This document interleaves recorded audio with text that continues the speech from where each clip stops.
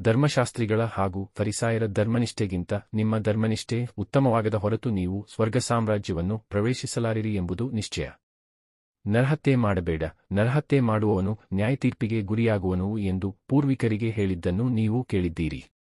ಆದರೆ ನಾನೀಗ ನಿಮಗೆ ಹೇಳುತ್ತೇನೆ, ಕೇಳಿ. ತನ್ನ ಸೋದರನ ಮೇಲೆ ನಿಷ್ಕಾರಣವಾಗಿ ಕೋಪಗೊಳ್ಳುವ ಪ್ರತಿಯೊಬ್ಬನೂ ನ್ಯಾಯತೀರ್ಪಿಗೆ ಈಡಾಗುವನು. ತನ್ನ ಸೋದರನನ್ನು ತುಚ್ಛೀಕರಿಸುವವನು ನ್ಯಾಯಸಭೆಯ ವಿಚಾರಣೆಗೆ ಒಳಗಾಗುವನು. ಮೂರ್ಖ ಎಂದು ಮೂದಲಿಸುವವನು ನರಕಾಗ್ನಿಗೆ ಗುರಿಯಾಗುವನು.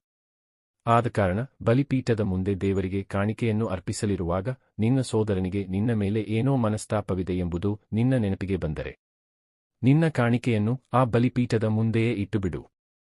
ಮೊದಲು ಹೋಗಿ ನಿನ್ನ ಸೋದರನೊಡನೆ ಸಮಾಧಾನ ಮಾಡಿಕೋ, ಅನಂತರ ಬಂದು ನಿನ್ನ ಕಾಣಿಕೆಯನ್ನು ಒಪ್ಪಿಸು. ನಿನ್ನ ಎದುರಾಳಿ ನಿನ್ನನ್ನು ನ್ಯಾಯಸ್ಥಾನಕ್ಕೆ ಎಳೆಯುವಾಗ ಮಾರ್ಗಮಧ್ಯದಲ್ಲೇ ಅವನೊಡನೆ ಬೇಗ ಸಂಧಾನ ಮಾಡಿಕೋ. ಇಲ್ಲದಿದ್ದರೆ ಅವನು ನಿನ್ನನ್ನು ನ್ಯಾಯಾಧಿಪತಿಗೆ ಒಪ್ಪಿಸಬಹುದು. ನ್ಯಾಯಾಧಿಪತಿ ನಿನ್ನನ್ನು ಪೊಲೀಸರ ವಶಕ್ಕೆ ಬಿಡಬಹುದು. ಅನಂತರ ನಿನಗೆ ಸೆರೆವಾಸ ಪ್ರಾಪ್ತವಾದೀತು. ಅಲ್ಲಿಂದ ನೀನು ಹೊರಗೆ ಬರಬೇಕಾದರೆ ಬಿಡಿಕಾಸನ್ನು ಬಿಡದೆ ಎಲ್ಲವನ್ನೂ ತೆರಬೇಕಾಗುವುದು. ಇದನ್ನು ನೆನಪಿನಲ್ಲಿಡು.